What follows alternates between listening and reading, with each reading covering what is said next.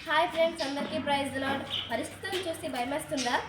దేవుడు మనకి బిరిక్తనంతో కూడిన ఆత్మలు ఇవ్వలేదు, ధైర్యంతో కూడిన ఆత్మలు ఇచ్చారు. బైబిల్ గ్రంథంలో బాప్తిస్మిచ్చి యోహాను గారు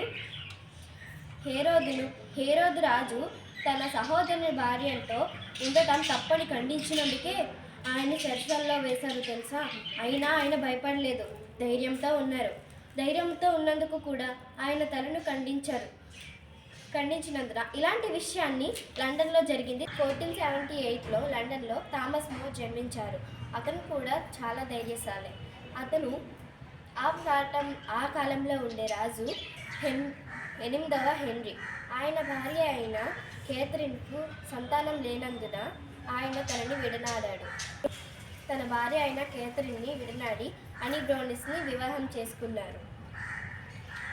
ఆ రాజు పార్లమెంట్లో రాజ్యానికే కాక సంఘానికి కూడా అధిపతి. అతను ఒక తీర్మానం ఆమోదించాడు. థామస్ మోర్ దీన్ని అంగీకరించక తన ఛాన్సలర్ పదవికి రాజీనామా చేశారు.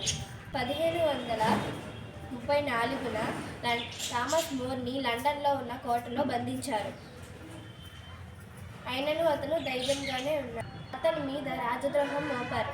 1536లో అతన్ని మరణ శిక్షకు విధించినందున ఆయనను అతను భయపడలేదు, ధైర్యంగా ఉన్నాడు. మరణం పొందాడు, కానీ నిత్య జీవంనే పొందాడు. ఆయన నిజమును ఆవిర్భవించుటకు మరణం వరకు ధైర్యంగా ఉండాలి. అప్పుడు మనకి జీవ కిరీటం పొందుతుంది. దిగులు పడకుము, ధైర్యంగా నుండుము, జడియకుము, నీ దేవుడైన యెహోవాని మార్గములన్నిటిలో నీకు తోడై ఉండడు. యెహోషువ 1:9 ఈ వాక్యం మనకి ఉంది. Praise the Lord. God bless you.